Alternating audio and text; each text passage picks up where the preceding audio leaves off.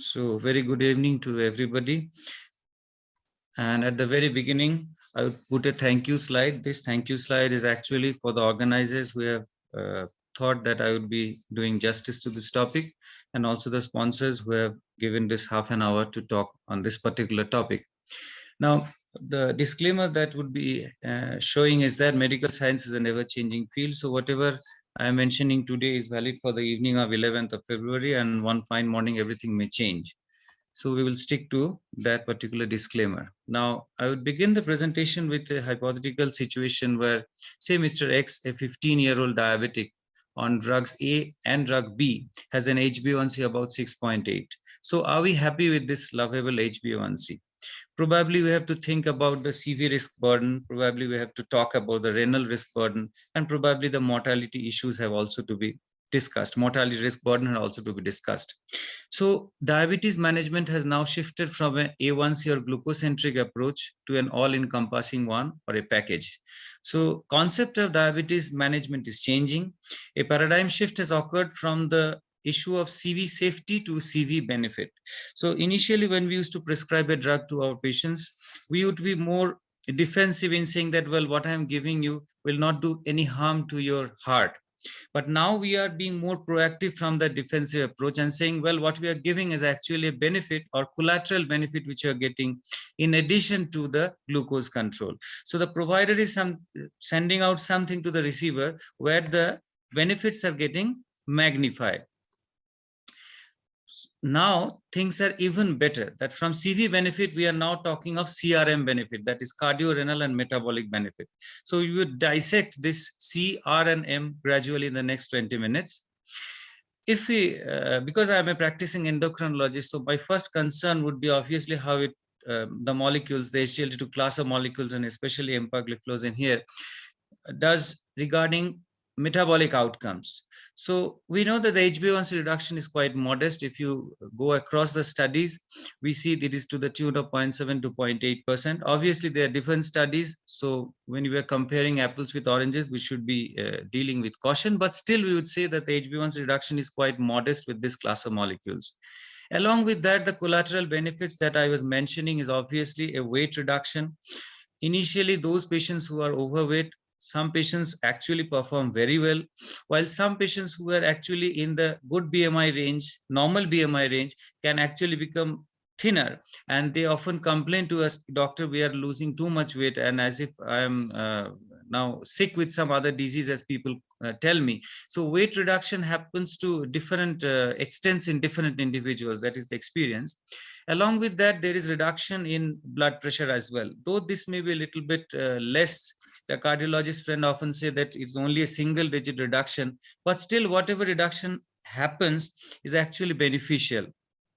This is because let us consider a scenario where a particular patient is getting 3 drugs from my side, 4 drugs from the cardiologist side. There at least 3 drugs are actually antihypertensive molecules. And when this drug is introduced, the SGLT2 class of molecules, and here if we talk of empagliflozin, even if there is a small reduction in blood pressure, that actually helps to down titrate certain antihypertensive medications.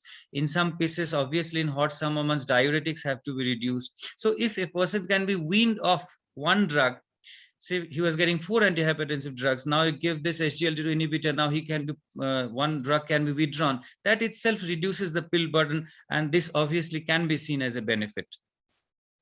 So summarily, the HbA1c reduction, the body weight reduction, and the blood pressure reduction are definitely on a solid footing. We see from the various studies of the SGLT2 class of molecules. Now, just a small mention about the post hoc analysis of EMPA-REG outcome, which was the first study which came out on this class of drugs. EMPA showed the reduce the need for insulin initiation in insulin naive patients with type 2 diabetes and CV disease. And if you look at those patients who were insulin treated with type 2 diabetes and cardiovascular disease, in those patients, EMPA reduced the need for insulin dosage. So when we are giving this molecule, in some patients, maybe insulin requirement is coming down, and in some, maybe we are postponing the initiation of insulin. But there is a small caveat that I need to mention, that the take-home message from these two slides should not be that EMPA or any other SGLT2 inhibitor can be a replacement for insulin.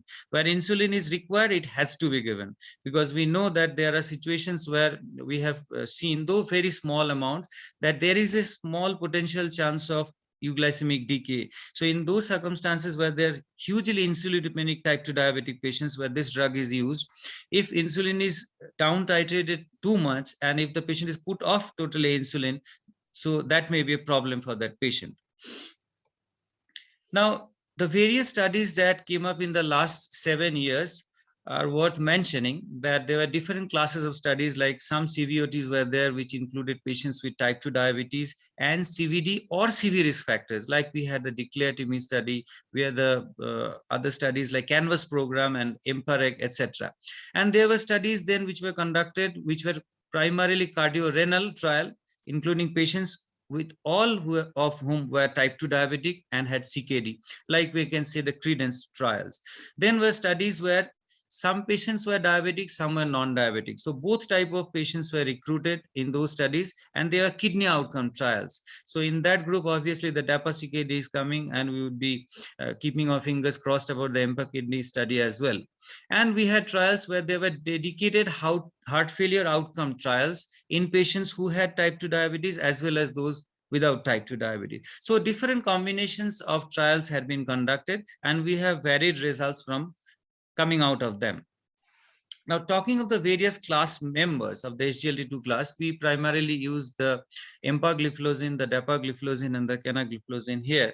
Now, just as the children in a family are born out of two biological parents, but still they will have share some common features, there will be some commonalities, but they will also be different amongst themselves. So there will be some commonalities and there will be some differences. So in SGLT2 class also, we will have some where there are class effects, and there will be some which will have some specific effects which we have come out in the various trials. Now, if you look at the how the SGLT2 inhibitors were associated with a reduced risk of 3-point MACE in patients with type 2 diabetes and either CVD or high CV risk factors, you see in the various trials, except the DECLARE-TIMI where the upper range of confidence interval had crossed the digit of unity, other trials definitely had favored the use of that particular drug in the study. If we look at the reduction of CV death, obviously only empagliflozin showed changes that it was found to be beneficial, where others, this particular point was not coming out in the studies. Now, SGLT2 inhibitors showed a consistent reduction in the risk of hospitalization for heart failure. Now, this actually is a class effect. Even in the VERTIS-CV trial, which this drug we are not using, but even in that, there was a tendency towards improvement.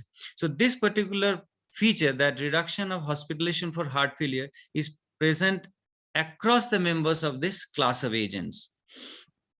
Now, if you look at the studies where we can see that empagliflozin reduced the heart failure outcomes, all-cause admission to hospital, all-cause mortality, and CV death in patients with type 2 diabetes and CVD.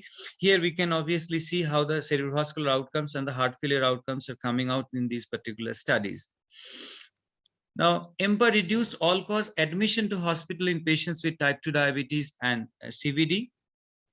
And in the CVOTs, SGLT2 inhibitors reduce the risk of composite kidney outcomes in patients with type 2 diabetes and other CVD or high CV risk.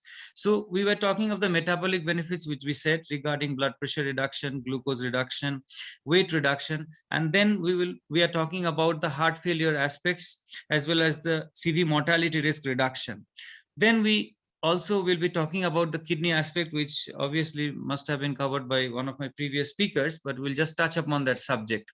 Now, coming to a particular point, that whether SGLT2 inhibitors cause a decline or stabilization of EGFR over a period of time. Now, due to the peculiar mode of action of this drug, when we initiate this molecule, initially there is a dip in the EGFR because the glomerular hyperfiltration hypertension comes down, and at that phase there will be a little bit drop in EGFR, but then it will stabilize over a period of time. So this part is important, that after initiation there actually may be a little bit of drop, but that should not be a catastrophic drop. So that part has to be assessed when the patient has been started on this molecule, and if we see that again the EGFR is normalizing, then we can continue with this particular drug. Now, consistent reductions in CV, heart failure, and kidney outcomes were observed with the SGLT2 inhibitors in patients with type 2 diabetes and either CVD or high CV risk. We can see that all these programs or these studies had different benchmarks, different baselines. So obviously all did not have the same outcomes. So comparison has to be done with caution.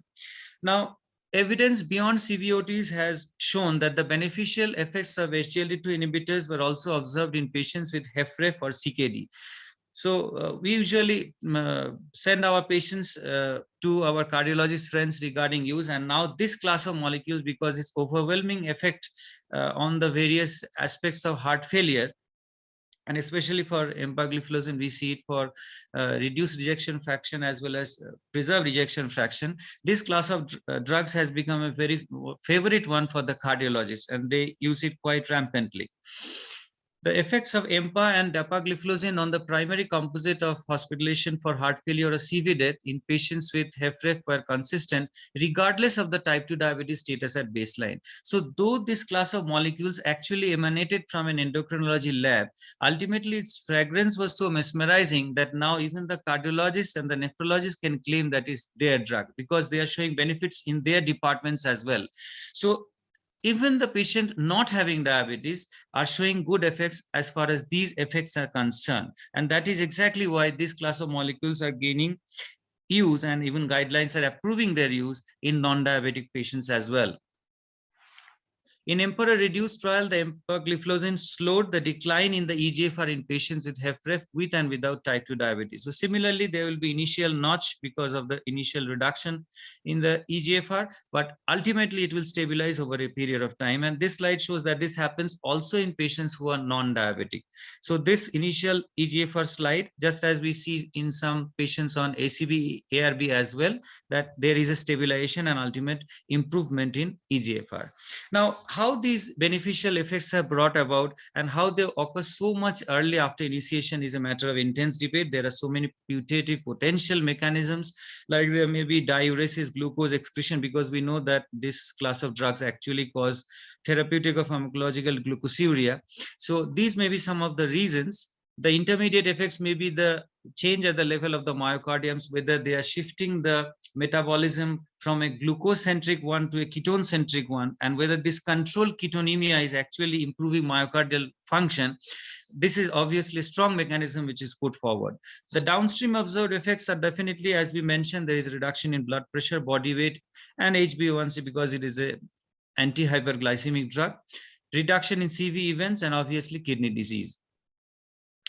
Now, CKD has many facets. We know that lowering of EGFR is one aspect and proteinuria is one aspect. So it is a two-headed monster. What we need to mention is that an entire generation has gone by with no new treatments to effectively stem the rising tide of kidney failure in people with diabetes. And many nephrologists and endocrinologists have spent a good part of the last 25 years hoping that strategies other than AC and ARB that reduce albuminuria might similarly attenuate EGFR decline. So if you see, other than ACBRBs, not much drugs have been able to make a dent in this field. But let us see how SGLT2 inhibitors fare regarding the renal outcomes. Now, we must mention here that apart from SGLT2 inhibitors, GLP-1, some GLP-1 receptor agonists also have good responses as far as renal outcomes are concerned, but that is beyond the scope of today's discussion, so we are skipping that. Now, in the renal subgroup analysis of Embark, we saw that empagliflozin reduced the renal endpoint by 46%. Even in the DECLARE-TIMI trial, where the secondary efficacy outcomes were assessed, the dapagliflozin reduced adverse renal outcomes by about 24%. So signals were quite encouraging that they have some salutary role at the level of the kidney. And credence trial was done in a specific fashion, that this was a renal outcome driven trial, that the primary objective was to see actually that in type 2 diabetic proteinuric patients, what happens. So their albuminuria was reduction was seen, and primary renal outcome was reduced by 30%. So if you look at the summary of the various molecules, the studies, what we see that the three molecules, the Cana, Depa, and empagliflozin, in the three initial studies, those actually recruited population where the EGFR was quite in the relatively higher zone, like in the 60 to 90 zone, as we can see pointed out in the blue zone. But credence was definitely done in a much lower area where albuminuria was higher and EGFR was lower. Then we can talk about the DAPA CKD trial, where the primary composite outcome was noted, and there was a 39% relative risk reduction. And the exploratory renal composite outcomes were also quite encouraging. And in the subgroup analysis, we saw that the primary outcome by diabetic status and non-diabetic status, that also was quite encouraging, that the hazard ratio was quite encouraging in both the subclasses.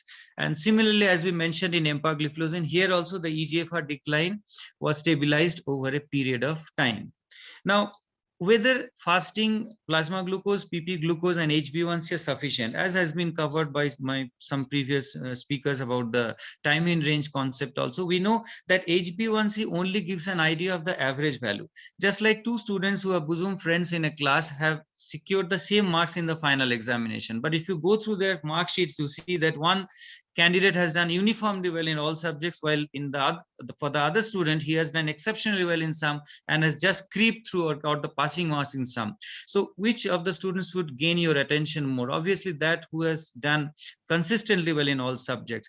Similar is the concept of glycemic variability, that HbA1c may be equal in two patients. In one, the swings may not be more. In one, the swings may be more. But apparently HbA1c will not be able to delve deeper into these aspects. And because glycemic variability is so much important in today's timing, that we know that increased glycemic variability can lead to oxidative stress and vascular complications. So we have just mentioned a slide about what happens when you introduce SGLT2 inhibitions, and a 24-hour CGM with empagliflozin plus placebo in type 2 diabetes was assessed. And what we saw from baseline to day 1 and day 28, that the green zone, that is obviously the time in range, which is specified between 70 to 180, which should remain between 16 to 17 hours per day, that has been improved, while the red zone, that is the hyperglycemic zone, has actually shrunken. And obviously this class of molecule does not cause hypoglycemia, so the TBR, or the time below range, is not shown up here. Now, only thing when we talk good about any molecule, anytime when we are actually talking that, well, this is so good about this molecule, we should always take into account the realities or the differences between real life and the real life. So we have to watch out for some adverse events. So I have to select the patients quite judiciously. So every rose will definitely have its thorn, but that does not actually stop us from falling in love, especially when Valentine's Day is only 3 days apart. So we have to keep in mind about the urinary and genital infections, whether they are occurring in a particular patient. We should tune them about what are the symptoms, what they may appear with, so that they can rush to the doctor as soon as they occur. So urinary tract infection, genital mycotic infections, and in hot, humid climate like ours, the volume-related adverse effects like hypertension, dizziness, these aspects have to be kept in mind. Now, regarding the fracture issues, then amputations, these issues, these fears were raised earlier, but now this is not so much important. But regarding euglycemic decay, we have to keep in mind that in very insulinopenic patients, if we reduce the insulin, this class of molecules can potentially cause this, though this is exceptionally rare. So where actually we should not use a molecule should be more important than where we are actually starting it. So in some patients where the patient is in acute illness, or patient has just gone into the ICU or has just come out of the ICU, where the metabolic milieu is not yet stabilized, so homeostasis is not in proper stage. In those circumstances, the patient is in hypoxia. In those circumstances, we should actually not start this molecule. And even if they were continuing, we should be withdrawing for a moment so that the metabolic milieu stabilizes, and then we can reintroduce the molecule. Now, the proof of the pudding definitely lies in the eating, and whatever scientific evidence have come up are actually being incorporated into guidelines. So I remember this slide, which was we used to present when I was doing my DM residency, that after lifestyle modification and metformin, we could have chosen any of the 6 classes of drugs without any preference, bias, etc. But now how things have changed, that we are going to an era of precision medicine, that after metformin or lifestyle modification, we will actually think whether the patient has predominance of ACVD, predominance of CKD, whether there is risk of heart failure, or the patient initially had heart failure, whether there is need for reducing hypoglycemia. So all these aspects have to be taken into account, and then we have to choose the molecule. And if you look how SGLT2 inhibitors have now come up this ladder, and we can see them prominently in this chart, that in these circumstances, on the background of ACVD, heart failure, CKD, need to reduce hypoglycemia, we can actually use this molecule with conviction. And can metformin be superseded? So this was almost impossible to think, or rather it was an audacious statement before 2019, before the ESC, ASD guidelines, where they actually mentioned that in treatment naive patients, type 2 diabetic patients, if there is a high signal of ACVD or target organ damage or multiple risk factors, you can actually gallop the metformin step and can start with GLP-1 receptor agonist or an SGLT2 inhibitor. So this definitely is a revolution in the flowchart or the algorithm of diabetes management over the period of time. Even in the kidney guidelines, you can see that how SGLT2 inhibitors have occupied a prominent position. Even in the 2020 ASN decision algorithm, we can find them. And also in the KDIGO treatment algorithm, we find that SGLT2 inhibitor, obviously, if the EGFR has fallen below 30, it is a contraindication. If the patient is on dialysis, it's a contraindication. But in other circumstances, in between the range of 30 to 60, 60 to 90, obviously, this is a golden phase where we can actually retrieve or retard the slide along the slope of kidney disease. In those circumstances, maybe SGLT2 inhibitors can come to a help to an endocrinologist or a nephrologist. In ESC 2019 guidelines, we saw that treatment with SGLT2 inhibitor is associated with a lower risk of renal endpoints and is recommended in EGFR is between 30 to 90. So there has been a widening of the spectrum. There has been an expansion in the horizon. This is how this looks. And Flozins has become almost everybody's darling now. Even you see nephrologists prescribing them, cardiologists prescribing them, obviously endocrinologists from where the use has started. So this is ultimately for the benefit of humanity, but obviously we have to keep in mind the precautions, the contraindications where we should not actually be using this drug.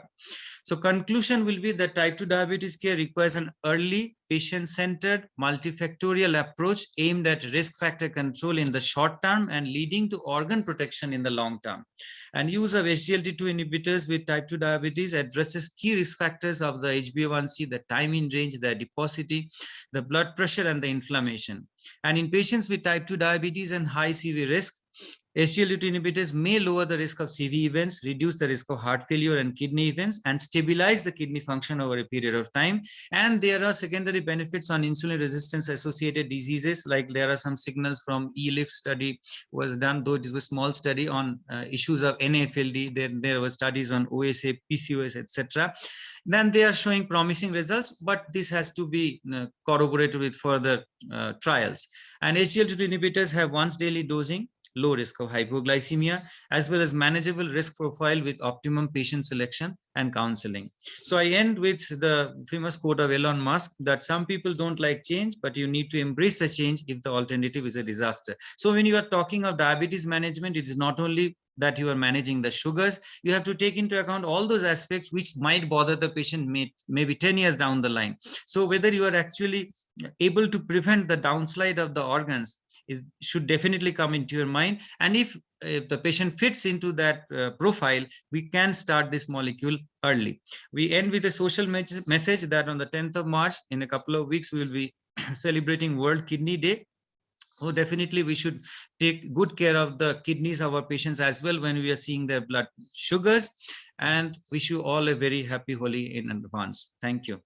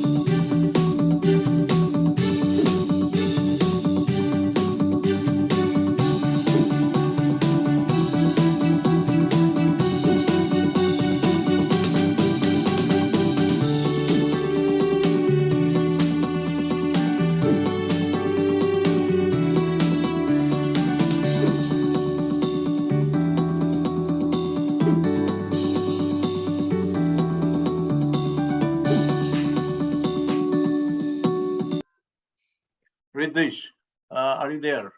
Yes, sir. Yeah. Thank you for spreading the message of NDAP Summit to 3,000 feet above the sea level. First, congratulations. Thank you, sir. And pre-rapid